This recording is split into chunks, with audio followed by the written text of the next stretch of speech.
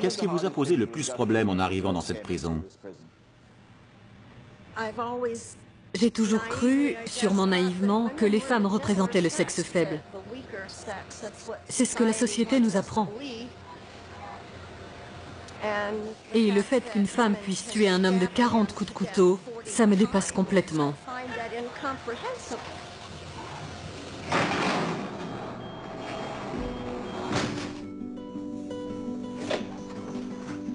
Je suis au sud de Chicago, dans l'État de l'Indiana, aux États-Unis. Ici, de dangereuses criminels sont incarcérés dans 2 prisons. L'établissement pénitentiaire de Rockville et la prison pour femmes de l'Indiana comptent plus de 1800 détenus. Beaucoup d'entre elles purgent de très longues peines pour des crimes particulièrement violents. Certaines ne sortiront jamais. La victime a été gravement blessée? La balle a frôlé son œil. Vous avez visé la tête? Oui. Pendant 1 mois, j'ai pu pénétrer dans un univers qui m'était totalement étranger. Vous étiez donc considérée comme une mère tueuse. C'est ce que j'étais et ce que je suis. Je suis pas que ça non plus. Mais ça fait partie de mon identité. Les États-Unis détiennent le record du monde de femmes en prison.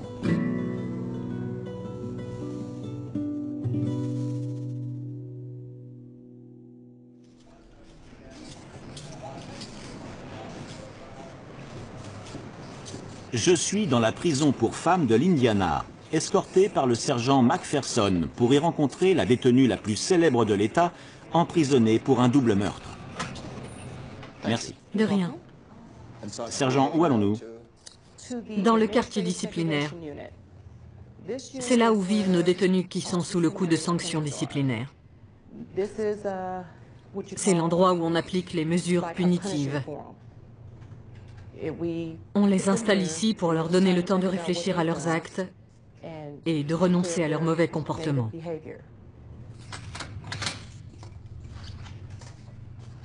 Bonjour.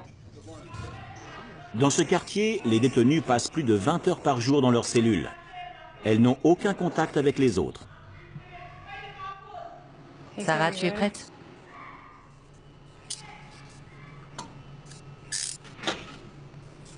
Cela fait presque 5 ans que Sarah Pender vit ici.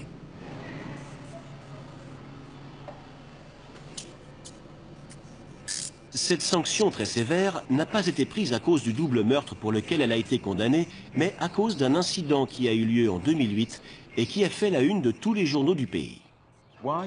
D'après vous, pourquoi l'administration vous a-t-elle condamné à passer une période aussi longue en quartier disciplinaire? Je l'ai mise dans l'embarras. Comment? Je me suis évadée d'une prison de très haute sécurité.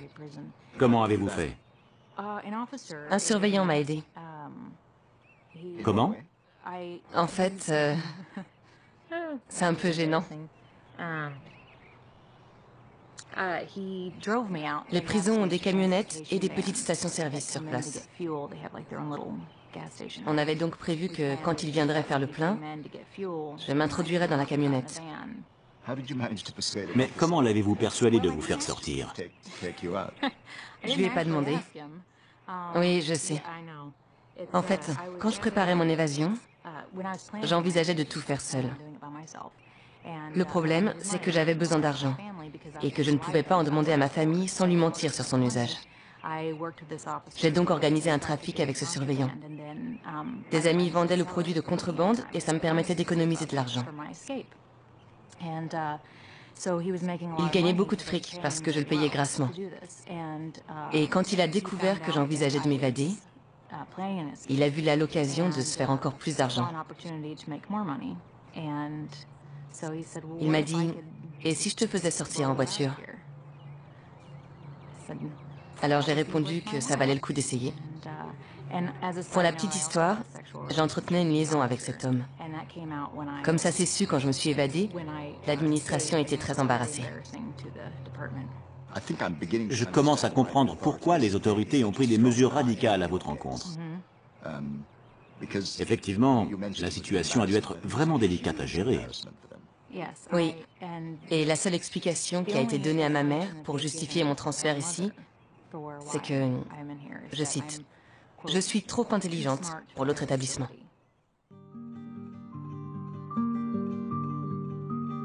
Voici l'établissement pénitentiaire de Rockville, d'où Sarah s'est échappée en 2008. Pendant sa cavale, qui a duré plus de 4 mois, elle était la femme la plus recherchée de tous les États-Unis. Deux agents de police dans une voiture banalisée ramènent Sarah Jo Pender, condamnée pour meurtre, dans une prison fédérale de l'Indiana. Elle était recherchée par les forces de l'ordre depuis son évasion de l'établissement pénitentiaire de Rockville, en août dernier. Elle n'aura aucun contact avec l'extérieur, aucun coup de fil, aucune visite, et on réduira ses contacts en interne, à commencer par le personnel.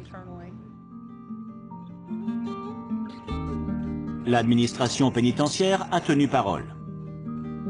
Sarah vit ainsi depuis sa réincarcération.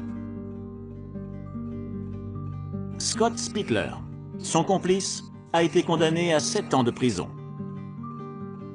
Le sergent McPherson connaît Sarah depuis son arrivée à la prison pour femmes de l'Indiana. Elle a dû entretenir une relation solide avec l'agent sur lequel elle a jeté son dévolu. Il avait des problèmes conjugaux, et elle en a profité. Elle a joué avec ses sentiments. Elle lui a donné l'impression qu'elle serait sa bouée de secours, la femme de sa vie, et qu'elle lui donnerait tout ce qui lui manquait. Lui, il était tellement vulnérable qu'il y a cru, et qu'il a fait tout ce qu'elle lui demandait. Il est tombé amoureux d'elle. Ah bon? Oui, mais évidemment, elle ne l'aimait pas. Elle s'est seulement servie de lui pour s'évader de la prison de Rockville. Vous mettriez ça sur le compte de sa capacité à... Manipuler les gens. En 20 ans de métier, j'en ai beaucoup vu. Mais Sarah est la plus grande manipulatrice que j'ai rencontrée.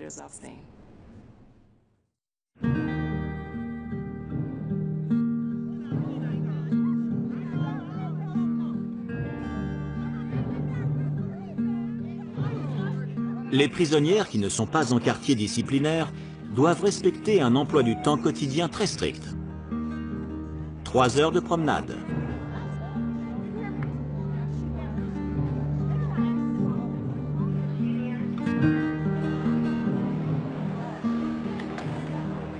« 15 minutes pour déjeuner.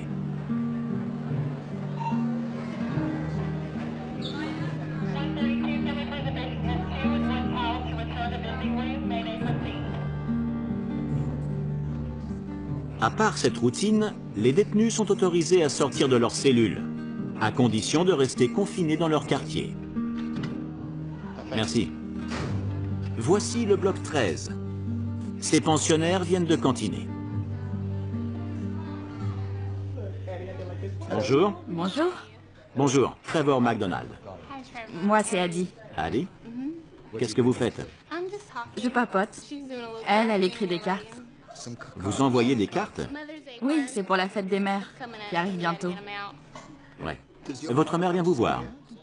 Non, comme elle vit dans un autre état, elle vient pas très souvent. Elle ne vient jamais? Non, on se parle au téléphone. Et vous êtes ici depuis longtemps? Depuis 2006. 2006? Oui, Ça fait longtemps. 7 ans. Oui, 7 ans, c'est vraiment long. oui. Qu'est-ce qui s'est passé? On m'a accusé de vol à l'arraché. De vol à l'arraché. Oui, contrairement à un vol à main armée, j'avais pas d'arme. Mais je frappais, je donnais des coups de poing. Mais pour voler qui? Oh, en fait, des gens. 3 personnes. Dans la rue? Oui, on était en voiture. Dès qu'on voyait des femmes sur le trottoir, on sortait de la caisse pour leur sauter dessus et les tabasser, histoire de récupérer leur sac à main. Vous avez volé 3 personnes. Oui, Et ça vous a rapporté combien? ce vol ne m'a rapporté que 300 $. Pas grand-chose. C'était stupide, ça valait pas le coup. Et surtout pas toutes ces années gâchées. Quand vous dites « ce vol », c'est qu'il y en a eu d'autres? Oui. Oui, mais par chance, je me suis pas fait prendre. Quel âge aviez-vous quand vous avez commencé cette carrière, si j'ose dire? J'ai commencé vers l'âge de 13 ans. Et l'école? Je suis allée à l'école jusqu'à 15 ans ou 16 ans. Mais là, comme je me battais, j'ai été exclue et j'ai arrêté les cours. J'étais très bonne élève en fait, mais j'arrêtais pas de me battre et d'être exclue. D'où vous venait ce besoin de vous battre? Je suis très colérique. J'arrive pas à me contrôler. En vous voyant aujourd'hui, j'ai vraiment du mal à vous croire capable d'une telle violence. Il faut pas se fier aux apparences. Vous êtes très jeune. Oui, j'ai 25 ans. Ouais, Vous avez été condamné à 16 ans, réduit à 8. pour bonne conduite Oui. si vous n'avez plus d'accès de colère. Bingo! C'est ça. Et je pense que ces tout derniers temps, j'ai appris à me contrôler.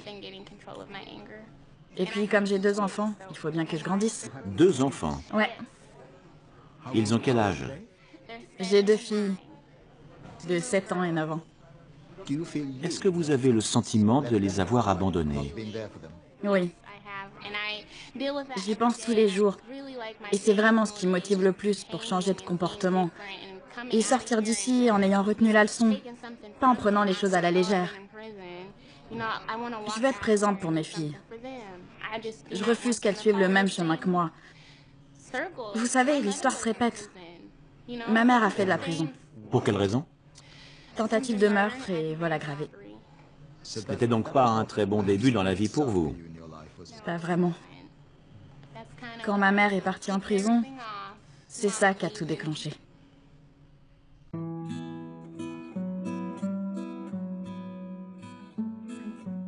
Adi Hartz sera libéré dans quelques mois.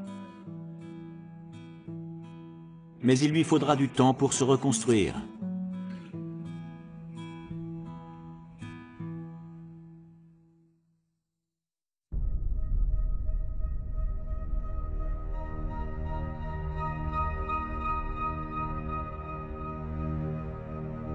Je roule en direction de l'établissement correctionnel de Rockville.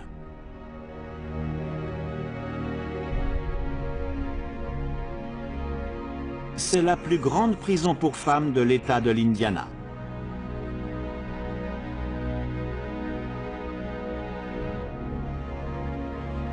Il me faut Bowen, Jones, Fairchild, Andrea Joe, Dean, Rhea, Brendan.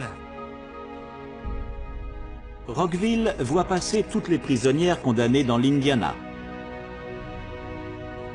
Certaines y purgent l'intégralité de leur peine. D'autres sont transférées ailleurs après évaluation. Elles sont 200 en moyenne à arriver ici chaque mois. C'est leur première escale. Désormais, toute leur vie est dictée par le règlement de la prison. Regarde l'objectif. 1, 2, 3. Ce document dit que tout rapport sexuel entre toi et un membre du personnel ou une autre détenue est interdit. Prends tes affaires et mets ton nom sur un gobelet en carton. Il y a de l'eau dans le bidon orange. Ok. Est-ce que vous savez pourquoi elles sont là rien qu'en les regardant? Est-ce que ça se voit? Non. Je n'essaye jamais de deviner. Parfois, quand on en voit certaines et qu'on sait ce qu'elles ont fait, on a vraiment du mal à le croire. Vous êtes souvent surprise? Très souvent, oui. Parfois, on regarde les documents, on regarde la détenue, et on n'y croit pas. Et pourtant, Est-ce qu'il y a beaucoup de récidivistes? oui, certaines reviennent en disant qu'elles sont de retour à la maison. Ça m'étonne toujours. Mais en fait, beaucoup se considèrent comme chez elles en prison. Parce qu'elles n'ont nulle part où aller. Je vais poser tous tes doigts en commençant par le pouce droit. Bonjour, je m'appelle Trevor. Bonjour, Paula. Vous êtes déjà venu ici? Oui. Avant d'aller à la prison de Fort Wayne dans l'Indiana, pour possession de méthamphétamine. Donc oui, je suis déjà venue, mais j'avais pas quitté le quartier des admissions. Cette fois, c'est la bonne. Oui. Oui, Cette fois, vous serez avec les autres détenus? oui, c'est ça. Qu'est-ce que ça vous fait? J'appréhende un peu. Mais en même temps, ça me donnera une bonne leçon. Ça m'apprendra qu'il faut pas revenir. Est-ce que vous êtes toxicomane? J'ai été en cure de désintox. Oui, je suis une droguée, c'est clair. J'en suis une. Depuis longtemps? Depuis que j'ai 17 ans. Et j'en ai 28 maintenant. Ça fait un moment. Avez-vous des enfants? Oui, 4. 4? Oui, l'aîné a 13 ans. Ils ont 13, 12, 9 et 6 ans. Cette épreuve est sûrement une bonne chose pour vous. Je sais. Je sais. Qu'est-ce qu'il y a? Je sais pas. Quand je sortirai, il me faudra des projets. Cette fois, j'ai eu des ennuis parce que je n'ai pas respecté ma liberté surveillée, vu que je n'avais pas de moyens de transport. J'étais clean, et ça fait bientôt 3 mois que je n'ai rien consommé, ce qui est un grand pas pour moi, parce que je me piquais. 3 mois, c'est très bien, et j'aimerais tenir un peu plus longtemps. Mais c'est dur. C'est très difficile. Oui. Donc, Merci de m'avoir répondu. Bonne chance. merci.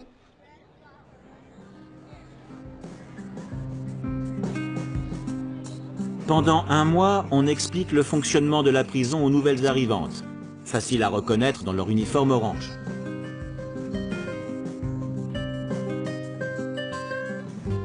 Chaque arrivée est synonyme de départ.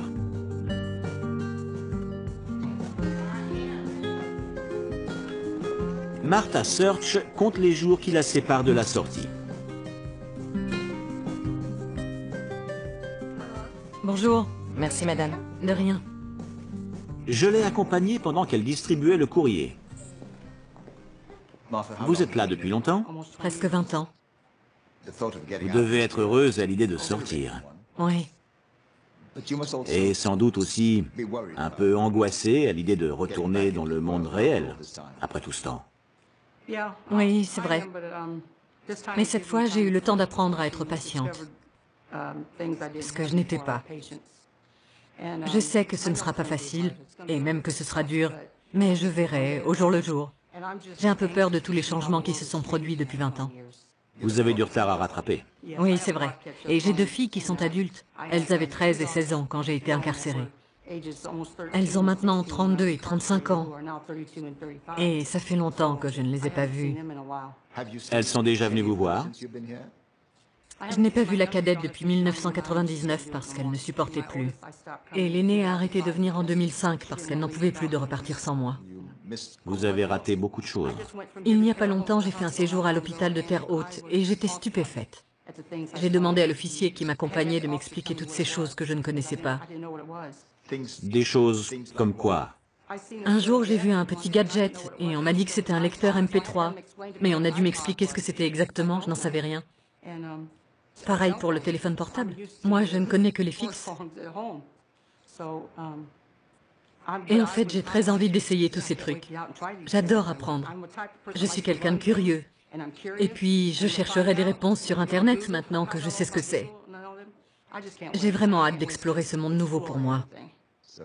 Vous attendez de faire votre retour dans le monde réel. Oui.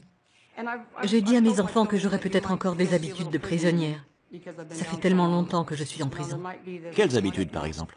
Eh bien, quand je regarderai l'heure, je me dirai que c'est l'heure de l'appel. J'hésiterai sûrement à répondre au téléphone. Ça me fera bizarre d'avoir de l'argent. Alors j'ai dit à mes filles que si j'étais un peu étrange ou que si je m'absentais 1 heure ou 2, il ne faudrait pas s'inquiéter. Je serais partie en exploration. Avez-vous pensé à votre première nuit de liberté, quand vous serez dans votre lit? Je pense que j'aurai un avant-goût de paradis. C'est comme ça que j'imagine ce moment-là. Un avant-goût de paradis. Fini les dortoirs. Avec plein de monde. Le rêve. Le rêve. Pendant 20 ans, Martha a obéi à des règlements. Bientôt, elle pourra décider de tout ce qui la concerne.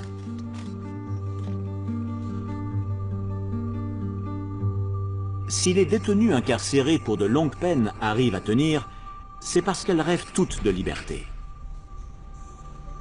Mais en août 2008, une prisonnière appelée Sarah Pender a concrétisé ce rêve en s'évadant de l'établissement pénitentiaire de Rockville.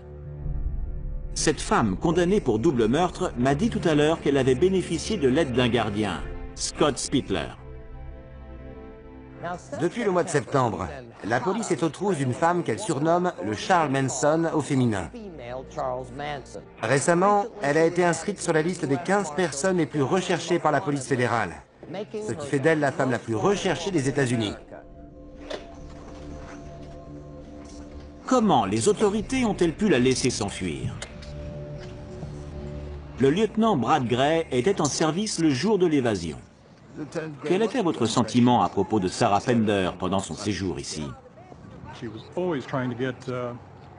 Elle essayait toujours de profiter de quelqu'un ou d'une situation.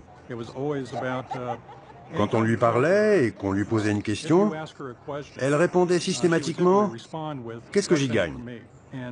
Vous savez, quand les gens ont ce genre de réaction, ou qu'ils vous donnent l'impression de vouloir profiter de la situation, c'est le signe qu'il faut se méfier et se montrer très prudent avec eux.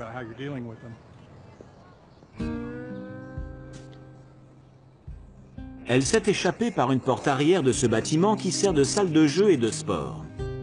Elle a mis des vêtements civils et elle a dissimulé son uniforme de prisonnière dans le faux plafond.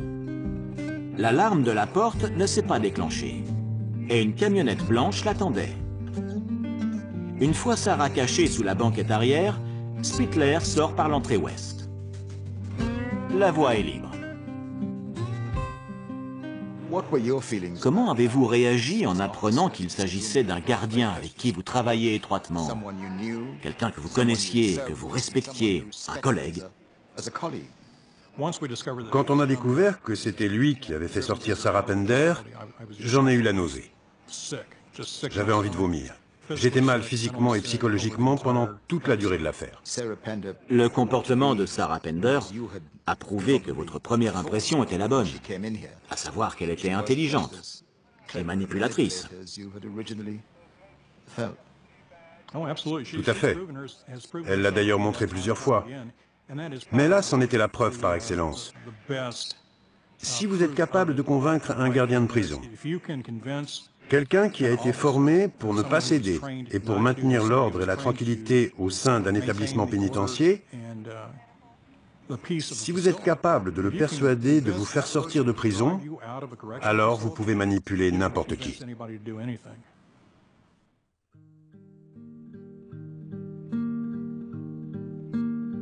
Cette évasion a fortement déplu aux autorités.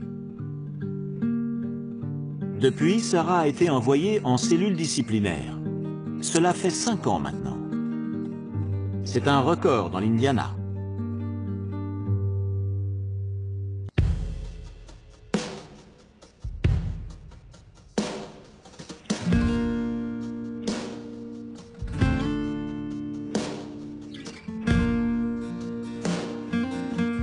Sur 1200 prisonnières à Rockville, 85% sont mamans.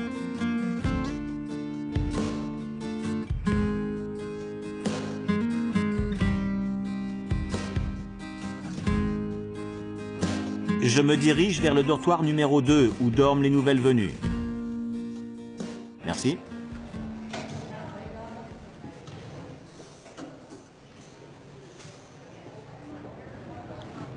Paula McIntosh, mère de 4 enfants, vient de commencer l'éprouvante période d'acclimatation. Comment s'est passée votre première nuit? J'ai fait la connaissance des filles. Ça parlait beaucoup? Vous avez réussi à dormir? Elles m'ont laissé dormir. Elles m'ont parlé un peu et m'ont dit que si j'avais besoin de shampoing ou autre, elles me rendraient service. Mais c'est vrai qu'il y a du bruit. Ça résonne et ça empêche de dormir. Qu'est-ce qui vous a le plus choqué à votre arrivée? En fait, c'était quand j'étais dans le véhicule qui m'a amenée ici. Je me suis retournée et quand j'ai vu la porte se fermer, mon cœur s'est arrêté. Pas facile. C'était ça le plus dur. Vous aurez de la visite? Non, ma famille ne viendra pas. En fait, Mon père ne viendra pas nous voir, parce que ça le fait souffrir. Du coup, je suis sûre que je n'aurai pas de visite. Pourquoi est-ce qu'il ne viendra pas? Je crois que c'est trop dur pour lui, parce que je suis en prison, et que mon frère vient d'avoir 18 ans, et y est aussi. On dirait que l'histoire se répète, et comme ça le fait beaucoup souffrir, il ne viendra pas. Il souffre, mais vous aussi. Vous souffrez de ne pas le voir. Oui. En plus, c'est lui qui s'occupe de ma fille de 9 ans. Il a beaucoup de responsabilités. Tout ce que je peux, c'est espérer que tout ira bien pour lui. À 9 ans, votre fille est capable de comprendre beaucoup de choses. Qu'est-ce que lui dit votre père? Est-ce qu'il lui explique la situation? Elle est au courant. J'ai déjà été en prison. Mais ma fille Melissa est très forte. Elle sait tout. Je ne lui mens pas. Elle sait pour la drogue. Elle sait absolument tout. Et là, quand je l'ai appelée pour lui dire que j'allais en prison, elle m'a dit « Garde la tête haute ». Vous avez dû pleurer en entendant votre fille de 9 ans dire ça. En tout cas, vous avez fait preuve de courage en l'appelant pour lui dire que vous alliez en prison. Oui.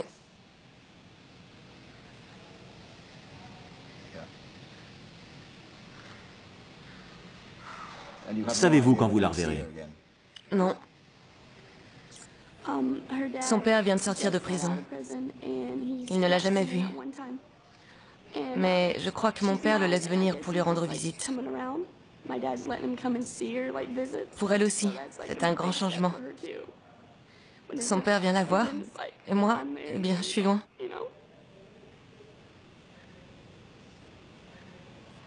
Bien, j'espère que le temps passera vite et que vous aurez la chance de retrouver votre fille et votre famille. Merci. Merci beaucoup de m'avoir répondu. De rien. Merci.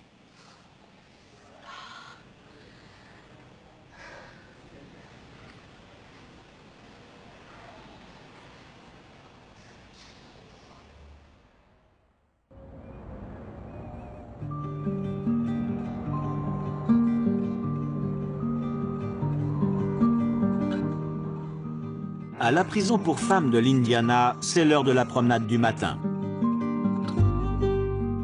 C'est l'occasion pour les détenus de se faire des amis et d'entretenir des liens sociaux. Un moment essentiel quand on vit en prison.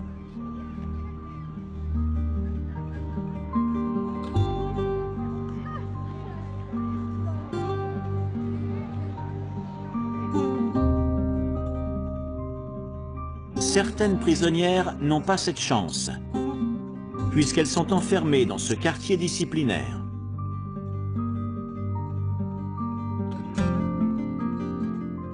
Elles peuvent sortir de leur cellule pendant 1 heure. Elles sont accompagnées et menottées, même pour aller prendre une douche. La cellule de Sarah est juste en face de celle de son amie braqueuse de banque, Desiree Hancock. Tes mains, s'il te plaît. Celle-là, oui. Je t'ai entendu les resserrer quand je te les ai mises. C'est bon. Sors. Vous êtes en face de Sarah Pender. Ouais, je l'adore. C'est une bonne amie, une très très bonne amie. C'est en grande partie grâce à elle que j'ai changé. Quand je suis à 2 doigts de m'énerver ou de craquer à cause de cet endroit, elle me fait « Désirée, du calme ». Ou alors « Calme-toi et va t'asseoir ». Alors j'y vais, je me détends. Dans ce genre d'endroit, les amis se comptent sur les doigts d'une main. C'est rare parce que les femmes sont très vindicatives, très hypocrites et très méchantes. Devant toi, elles sourient et disent qu'elles souhaitent que ton bonheur. Mais par derrière, elles te poignardent dans le dos, histoire de te séparer de ta copine. Quel est le degré d'intimité des relations entre femmes? Vous parlez de copines. Ça peut être très intime. Ah bon? Oui, en arrivant ici, la plupart des femmes ne sont pas homo. Moi, je l'étais pas, mais je le suis devenue. Vous êtes devenu homosexuel, c'est ça? Oui, je suis lesbienne. Tout à fait. D'accord. Vous l'avez découvert ou vous l'êtes devenu ici? Avant d'être enfermée, j'ai été mariée pendant 3 ans à un homme. D'accord. J'ai du mal à l'expliquer. Je crois que c'est à cause de la solitude au départ. Et une chose en entraîne une autre. Ces sentiments peuvent paraître artificiels vu de l'extérieur, mais ils sont sincères. Et vous? Vous avez eu des relations très intimes? J'ai connu grand amour 2 fois.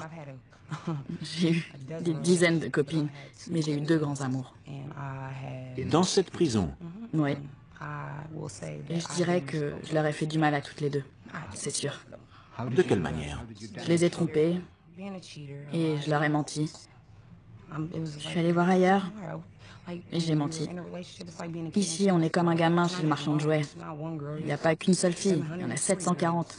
Et sur ces 740, il doit y en avoir 40 hétéros. La prison, c'est l'endroit le plus homo de la Terre, parce qu'on l'est presque toutes.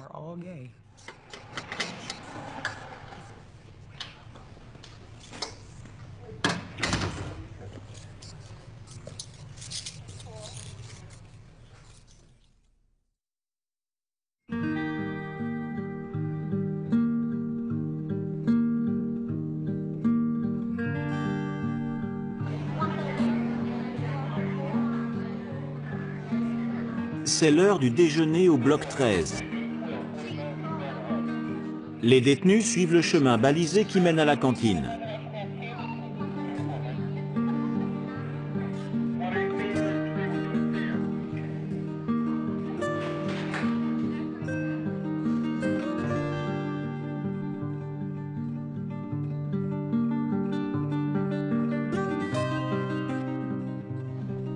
Je retrouve Adi Hartz qui va bientôt quitter cet endroit pour de bon. J'ai le droit? Oui? D'accord, eh ben j'en prends un. Qu'est-ce qu'il y a au menu aujourd'hui? Steak de poulet avec sauce. Pardon? Un steak de poulet avec de la sauce. D'accord. Ça, c'est censé être du chou. Et ça, du riz mexicain. Du riz mexicain. Ouais. C'est pas si mauvais. Je critique, mais tout n'est pas mauvais. D'ailleurs, je vais tout manger. C'est bon aujourd'hui? Prête pour le bénédicité? Oui. Seigneur, merci pour ce repas. Bénis-le et fais qu'il nous nourrisse. Prends soin des êtres qui nous sont chers. Merci. Amen. Amen. La sauce est trop liquide. Ça rend le pain tout mou. Ce qui saute automatiquement aux yeux ici, c'est qu'il n'y a que des femmes. Oui. Il a fallu vous y habituer. C'est vrai. Et c'est marrant parce qu'à l'extérieur, je traînais pas avec les filles. Mais je suis proche de certaines personnes ici. Il y a Queenie et Crusher. On est proches. Pas comme des sœurs, mais on est proches. On s'entend bien, on s'amuse, c'est sympa. C'est cool. Il y a quelque chose qui nous unit toutes. Le crime que nous avons commis n'a pas d'importance. Si Crusher passe une mauvaise journée ou si Adi est en train de pleurer, même si les contacts physiques ne sont pas autorisés et qu'on n'est pas censé se prendre dans les bras, on le fait quand même. Les femmes ont besoin d'une main sur l'épaule. Les mots ne me consolent pas. Mais si je sens un contact, alors je sais que ça va aller. On montre nos émotions. Est-ce que toutes les relations sont comme ça ou est-ce que ça peut aller plus loin? Ici? Oui. Ouais, souvent. J'essaie de garder mes distances. J'ai eu des relations plus poussées ici. Mais comme ça s'est pas très bien passé, j'évite. Vous en avez eu? Oui, Ça s'est mal passé? ça s'est très mal passé. Pendant qu'on est ensemble, on a l'impression que tout se passe bien. Mais une fois que la fille part ou qu'elle rentre chez elle, rien se passe comme prévu. Tout ce qu'elle disait, c'était du vent. Vous avez hâte de sortir dans quelques mois. Mais est-ce qu'il y a des choses qui vous font peur ou qui vous inquiètent après 7 ou 8 ans passés derrière les barreaux? Eh ben, Qu'est-ce qui vous inquiète? j'ai peur parce que je vais retrouver mon ancien environnement, mon ancien quartier. Et cette fois, il faut que je prenne les bonnes décisions, pas les mauvaises. Qu'est-ce que vous dites? Rien. J'aime pas ça. Je me demandais si je pouvais avoir votre chou. Ah mais oui, bien sûr, je vous en prie, servez-vous. Allez-y. Ça vous fait 2 portions aujourd'hui. Oui. Vous voulez le steak? Avec plaisir. Je suis ravi que ma présence serve à quelque chose. Il me reste donc du pain et du riz. Je vous donne mon riz si vous voulez. Merci, mesdames. Ça se passe comme ça ici. Adi vous manquera? Oui. Elle est toute jeune. C'est mon devoir de lui mettre un peu de plomb dans la cervelle et de la faire grandir un peu pour qu'elle ne revienne pas. Parce qu'il y a beaucoup mieux que la prison. Je l'aide à se contrôler. Quand elle est furax, je lui dis « Viens, on va parler ». D'après vous, elle saura éviter les ennuis? Oui, elle a rectifié le tir et en plus, elle a des enfants. Elle rentrera chez elle. Mes enfants me motivent. Et pour vous, c'est très important de récupérer vos enfants? Oui, c'est l'essentiel. J'ai hâte. Ils méritent une vie meilleure. J'ai connu la prison, mes parents aussi, tout comme leurs parents. J'ai très envie de rompre la malédiction et de mettre fin à ce schéma.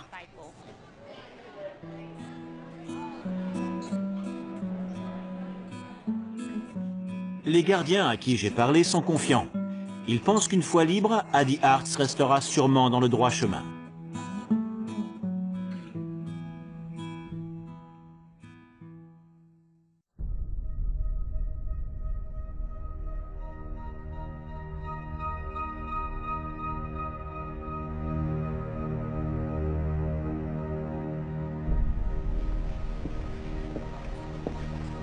Au terme de cette première visite, j'ai demandé à revoir Sarah Pender, cette femme condamnée pour double meurtre.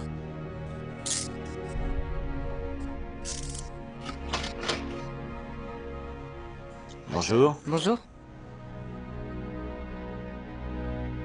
Celle qui fut la femme la plus recherchée d'Amérique jouit d'une notoriété qui n'a rien à voir avec son passé d'étudiante.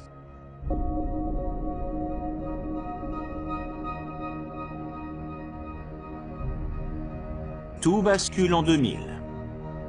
Sarah est inculpée du meurtre de ses colocataires. On apprend ensuite que c'est son ami Richard Hull qui a tiré sur le couple. Mais l'accusation estime qu'elle a joué un rôle clé dans la préparation du crime. C'est elle qui a acheté l'arme du crime.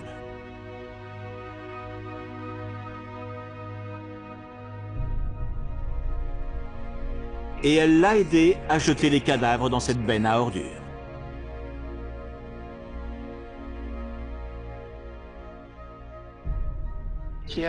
Comme Charles Manson, elle sait manipuler les gens pour qu'ils commettent des crimes à sa place. Les preuves montrent de façon évidente que si elle n'a pas appuyé sur la détente, elle est coupable de tout le reste. Sarah a toujours reconnu qu'elle avait aidé son ami à se débarrasser des corps. Mais elle réfute vigoureusement la thèse selon laquelle elle était le cerveau de l'opération. Elle ne parvient pas à convaincre le jury qui la déclare coupable de double meurtre. J'aimerais avoir le fin mot de cette histoire. Bien. Suite à nos conversations précédentes, j'en ai déduit que vous n'aviez pas du tout le profil typique des détenus habituels de cette prison. Vous êtes d'accord? Tout à fait, oui. J'ai une vision du monde plus étendue. Et je pense que j'ai réussi à amasser plus de connaissances qu'un individu moyen. J'ai fait plus d'études que les autres. J'ai passé 5 ans à l'université. Pourquoi avoir choisi la voie qui vous a mené ici? J'étais très attachée à quelqu'un. Et quand j'ai su qu'il revendait de la drogue, j'ai accepté la situation, par peur de le perdre. Vous étiez donc parfaitement consciente de ce que vous risquiez à cause de cet attachement. Oui, j'ai commencé cette relation en connaissance de cause. Cela dit, j'étais d'une grande naïveté. Je n'aurais jamais cru que mes proches ou moi, on en souffrirait. Et comme beaucoup de femmes, je pensais que j'arriverais à le faire changer. Je lui ai demandé d'arrêter son trafic et de trouver un vrai travail. Et il a accepté. À l'époque, c'était la direction qu'on prenait. Saviez-vous qu'il avait un fusil dans la maison? Oui, c'est moi qui l'ai acheté. C'était le mien. Il m'avait demandé de lui acheter. Si quelqu'un me demandait d'acheter une arme à feu, je lui demanderais « Pourquoi moi ?» Et « Tu vas en faire quoi ?» Est-ce que vous avez posé ces questions? Oui. Et il m'a répondu que j'étais la seule de ses proches qui n'avait pas de casier. C'est particulièrement louche. Aux États-Unis, on ne peut pas acheter légalement une arme à feu si on a un casier. Donc j'étais la seule à pouvoir l'acheter en toute légalité.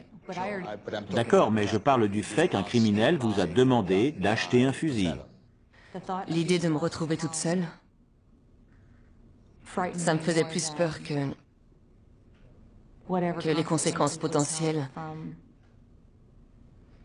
de l'achat d'une arme à feu. C'était quoi comme arme?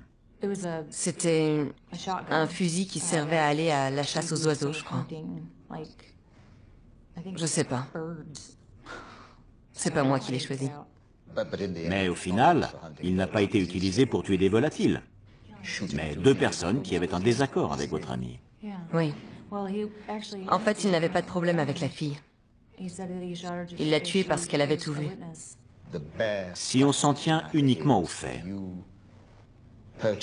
vous avez acheté un fusil qui a servi à tuer deux personnes.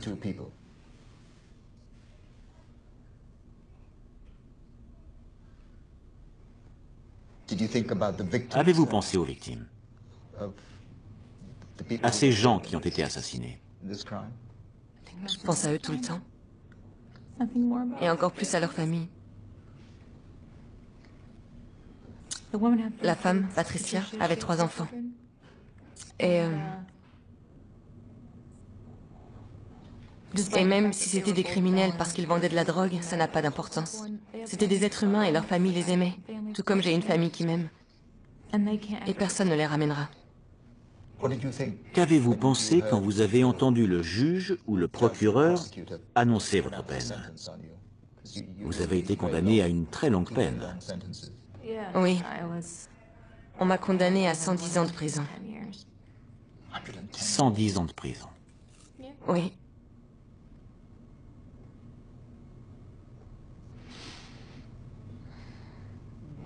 Qu'avez-vous ressenti en entendant ce jugement terrifiant? De l'incompréhension. Pourquoi le jury est-il arrivé à la conclusion que vous étiez directement impliqué dans le meurtre de 2 personnes?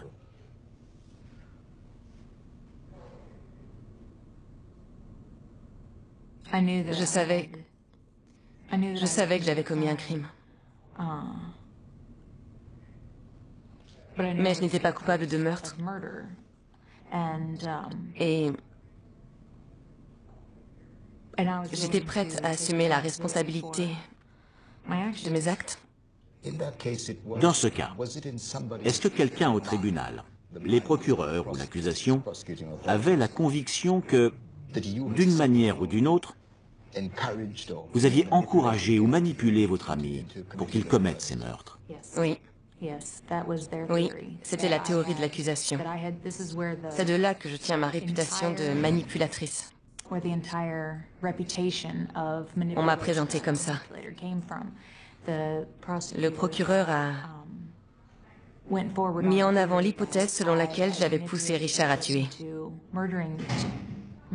D'après lui, je voulais que les victimes débarrassent le plancher.